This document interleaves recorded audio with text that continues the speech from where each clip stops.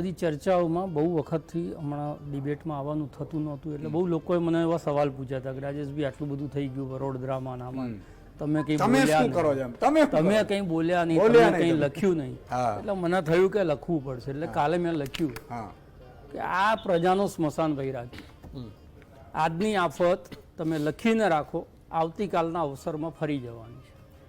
જ્યારે મતદારો અને શાસકોની વચ્ચેનો આ હંગામી ઝઘડો હોય પેલી લવ હેટ રિલેશનશિપ જેવું હોય કે આજે થોડોક ટાઈમ આક્રોશ કાઢી લેવાનો પછી જ્યારે ખરેખર તમારે આ સિસ્ટમથી કંટાળ્યા છો કાં તો તમને થયેલા નુકસાનનો તમે કોઈક જવાબ આપવા માગો છો તેના માટે જ્યારે તક મળે છે પેલી ઈવીએમ દબાવવાની ત્યારે તો પેલું પાણી ભૂલાઈ જાય છે, ખાડોય ભૂલાઈ જાય છે, પોતાના ઘરનું થયેલું નુકસાને ભૂલાઈ જાય છે અને કોઈક ત્રીજી વાત ઉપર જે છે એ તમે મત આપો અને આ 30 વર્ષમાં થતું આવ્યું છે.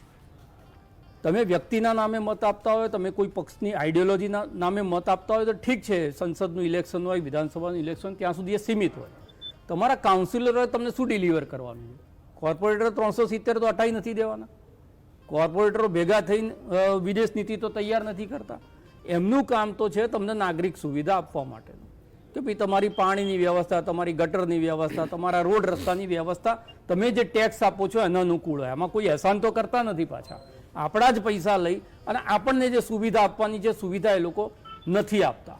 અને તે છતાં જ્યારે તમે વોટ આપવાનો આવે ત્યારે તમારા ઘરમાંથી ટપકતું પાણી તમને યાદ ના આવતું હોય, તમારા રોડના ખાડામાં તમારા કમરનો દુખાવો થયો યાદ ના આવતું હોય, કોઈ ત્રીજી કે ચોથા જ મુદ્દા ઉપર તમે મત આપતા હોય તો એ પ્રજાની આ સ્થિતિ દર વર્ષે થશે.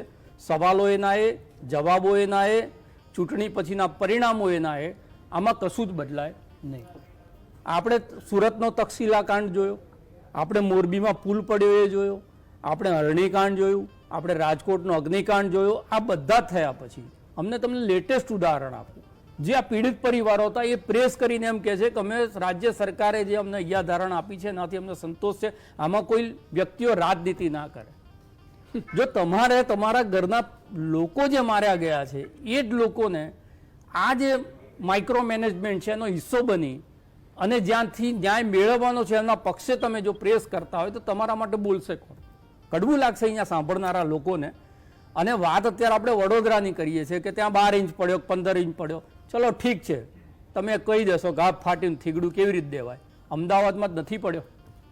મુખ્યમંત્રીશ્રીના વિસ્તારની હું તમને વાત કરું તો વૈષ્ણોદેવીનો જે અંડરબ્રિજ છે એ સ્વિમિંગ પુલ થઈ ગયો.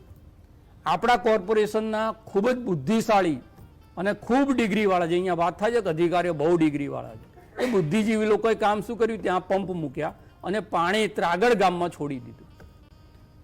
હાઈવે ખુલ્લો કરવો પડે કારણ કે હાઈવેના દ્રશ્યો છે ટીવી ઉપર દેખાય, ઇન્ટરનેશનલ આખા દેશની અંદર દેખાય કે જો આ નવો જ બનેલો જે રાજમાર્ગ છે જ્યાંથી સત્તાધીશો રોજ પસાર થાય છે એની સ્થિતિ શું છે. એટલે એ ખોલવા માટે એમણે પાણી છોડ્યું ત્રાગડમાં. ત્રાગડ ગામ આખું પાણીમાં ડૂબી ગયું. ત્યાંથી પાણી ગયું ગોદરેજ ગાર્ડન સિટીમાં. ત્યાંથી આગળ એક રોડ છે જે તમને રાષ્ટ્રીય ભાવના યાદ કરાવે, વંદે માતરમ રોડ, જે મુખ્યમંત્રીના વિસ્તારમાં આવે છે. ત્યાં પાણી ભરાય 48 કલાક સુધી ઉતર્યા નહીં. ચાંદલોડિયા ઘાટલોડિયાની સેમ આ સ્થિતિ થઈ. આપણે જ્યાં બેઠા છીએ સિંધુ ભવન રોડ, અમદાવાદનો સૌથી મોંઘામાં મોંઘો રોડ, 2.5 ઇંચ વરસાદની અંદર વરસાદના કાળા વાદળ થાય ને આપણને એમ થાય કે ઓફિસમાં સેલ મારીને ગાડી લઈને ઘેર જતા રહીએ. જો આ વરસાદ પડી ગયો તો ગાડી નીકળી શકશે એવું નહીં થાય.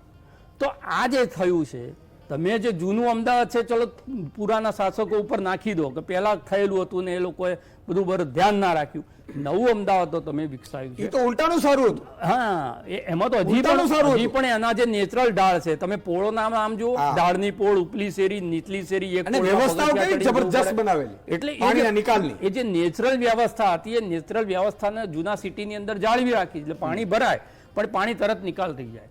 તમે જે નવું ટાઉન પ્લાનિંગ કર્યું છે અને જે ચકાચોંધ વાળી વાતો કરો છો, જે કોસ્મેટિક ડેવલપમેન્ટની વાત કરો છો, એ વિસ્તારો અને એ જે વિસ્તારોની અંદર વિપક્ષને 10% વોટ મેળવવા હોય તો મુશ્કેલી પડે એવા વિસ્તારો, એની અંદર 30 વર્ષથી આ પરિસ્થિતિ છે. 2 ઇંચ વરસાદની અંદર પાણી સિંધુ ભવન રોડ હોય ત્યાં ભરાઈ જાય, પકવાન સર્કલ ઉપર ભરાઈ જાય, જજીસ બંગલો રોડ ઉપર પણ ભરાઈ જાય, આનંદનગર જેવા પોશ એરિયાની અંદર પણ એ પાણી ભરાઈ જાય. તો આના માટે કોણ જવાબદાર છે ભાઈ?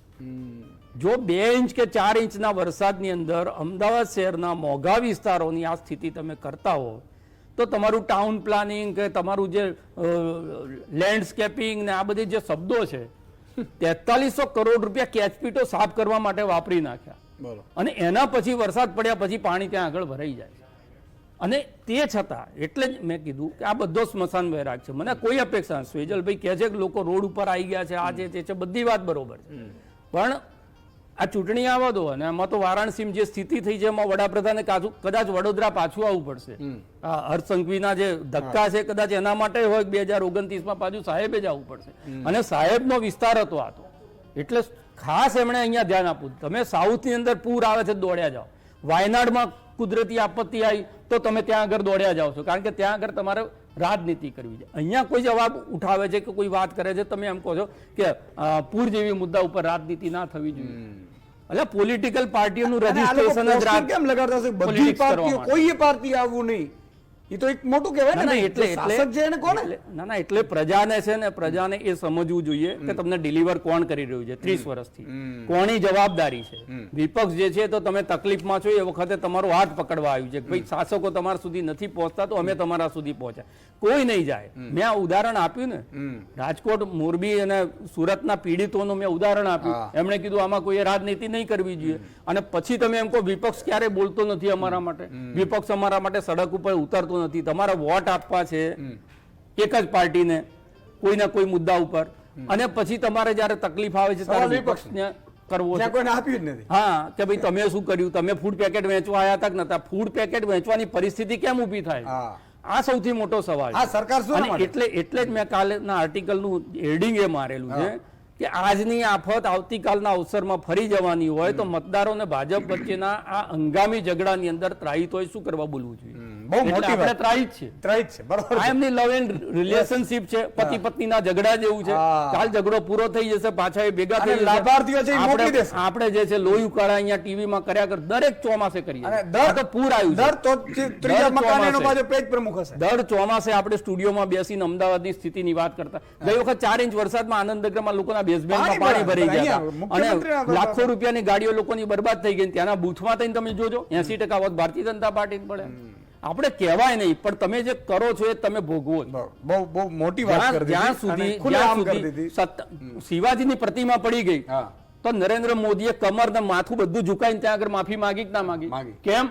કારણ કે ત્યાંના નાગરિકોનું જમીર જીવતું છે, ત્યાં વોટનો ડર છે. કંગના રાણાવતે એક સ્ટેટમેન્ટ કર્યું, તરત જ નોટિસ આવી કે ના આવી કે હરિયાણામાં નુકસાન થશે. અહીં અમને ખબર છે કે આ પ્રજાના મોત છે, અમારા મતની આડે નથી આવવાના. અને આ જે કોન્ફિડન્સ એમની અંદર છે એ કોન્ફિડન્સ આ બધી જ બાબતની અંદર છેલ્લે માઇક્રો મેનેજમેન્ટ કરી લઈશું. એટલે માઇક્રો મેનેજમેન્ટનો પ્રજા બની જશે એ પણ એમને ખબર છે. અને એટલા માટે આ બધું ચાલ્યા કરે છે. પ્રજાને લાગશે કે એમના વિશે અત્યારે આવી પરિસ્થિતિમાં છે તો એ કહીએ છે, પણ ક્યાંક તો તમારે કોકને તો કડવી દવા આપવી પડશે ને. આ બીમારી છે, આ માનસિક